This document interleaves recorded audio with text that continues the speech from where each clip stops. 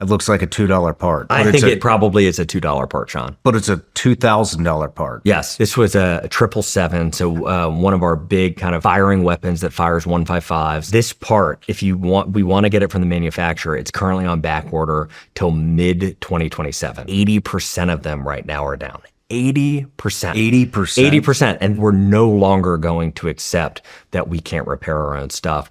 And if very worst case, we accidentally violate a clause of a contract, who gives a shit?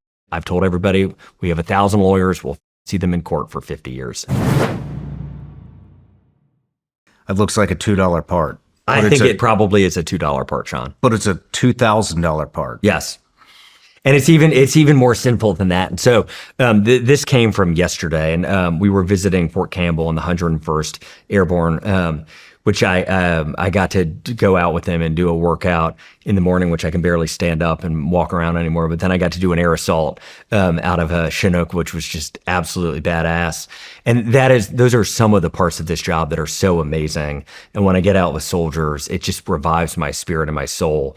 The balance of those visits and what is so fucking infuriating is you hear stories like this all the time. And so this story, I will try to take us to a positive ending of the story, but we're going to start pretty dark. So the darkness is, if you think back to what we did with that ATI and the right to repair, is essentially we have stripped away our right to repair a lot of our own equipment. And so this was a 777, so one of our big kind of firing weapons that fires 155s. This was tied into kind of the wheel well and the wheel, the components that keep the wheel on. And this part, we want to get it from the manufacturer. It's currently on back order till mid 2027. So this $2 part that they're going to charge us, I don't know what the exact price is for this one, but for some of these, we can manufacture for $2 and we end up paying $200 or $2,000. But even more sinfully, we can't actually even get to the part, even though we know we could make the part.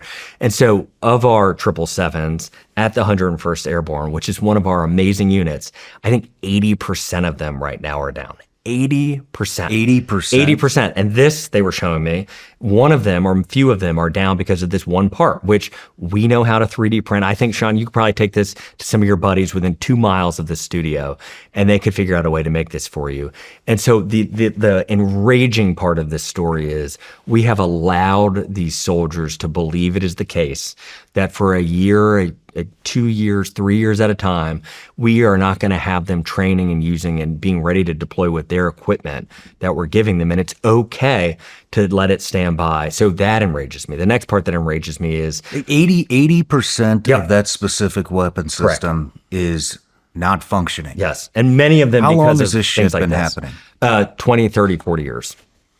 Who's responsible for that part? This is the problem. And so this is where the story gets complicated. So if you were the maker of this part, you actually don't know when we want these parts. We, the Army, can't commit to you most times in multi-year contracts.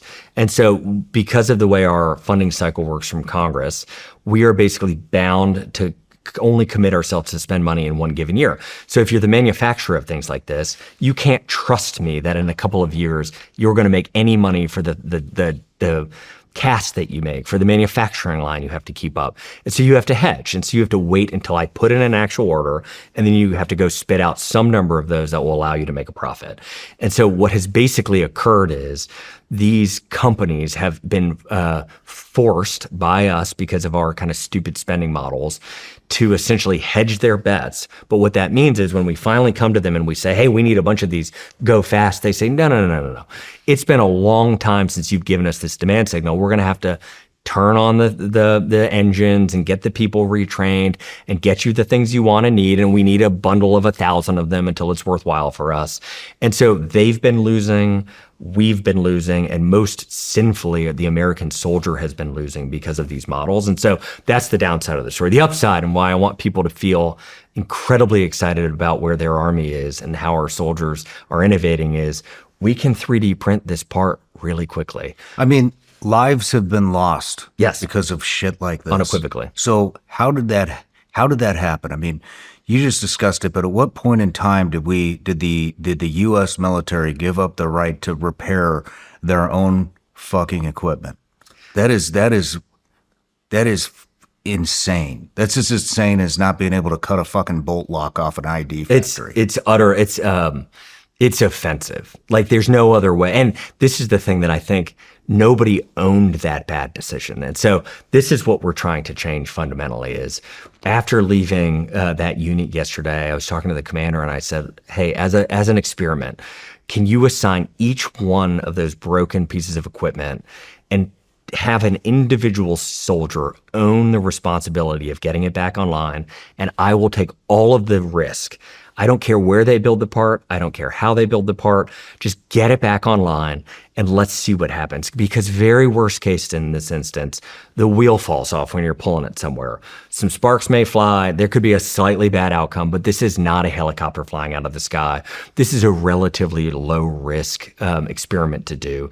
But what we haven't done is empowered our soldiers to go be the brilliant innovators that they are. And if you look at modern manufacturing and you look at the ability to 3D print metal parts, what we kicked off about a month ago empowers our general in charge of our materiel command to basically say, okay, I'm going to take on the risk for this. I'm going to scan it really quickly. I'm going to get a digital design file. I'm going to print it. I'm going to get it out to the field and I'm going to underwrite that risk. Or I'm going to ask my commanders down below me who have the deeper understanding of the nuances of the situation to underwrite the risk. But we're no longer going to accept that we can't repair our own stuff. And if very worst case, we accidentally violate a clause of a contract, who gives a shit? I've told everybody we have 1,000 lawyers. We'll fucking see them in court for 50 years. Doesn't matter to me. Just go fix our stuff. And so this is back to the upside of the story. The soldiers are feeling it. They're excited. They're empowered. We're giving them the start of this equipment to start to manage their own things. And then if you actually think about what warfare will look like in the Indo-Pacific, President Trump talks about this. I mean, this is pretty obvious, but China is 60 miles from Taiwan. We're 6,000 miles. We have to get so much equipment over to ourselves to sustain the joint fight. The way that we're going to do that is not through the old model of parts and procurement. It is by innovating using things like 3D printers. So is this like a law? Or is this a mindset that we've adopted? It's a contract. So we signed a contract and we gave, so you would be selling the Army a thing. You would say, hey, I'll sell you this thing. But as part of this, it's kind of like a razor blade model. I'll give you the razor, but I want to sell you the blades. And so I might mark down the price. And these are all the games that have occurred for 30 years. I'm going to mark down the original price of this thing I'm selling you because I know you're locked into me to buy all the replacement parts going forward. And I can charge you a 20x profit margin on that.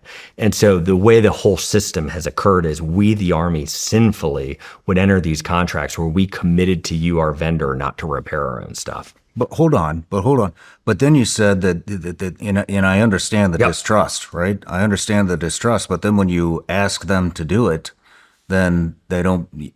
Then there's pushback. Correct. So what we didn't do many times is we didn't set up requirements of, well, if you're going to say I have to use you to repair my own part, you can't charge me more than a certain multiple of the cost to you.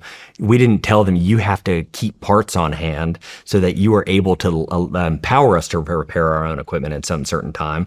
And so what has occurred is you then have all this profit-seeking behavior from them, which is rational, but we can't keep our equipment up, soldiers suffer, and we don't have a very strong legal mechanism to go after them.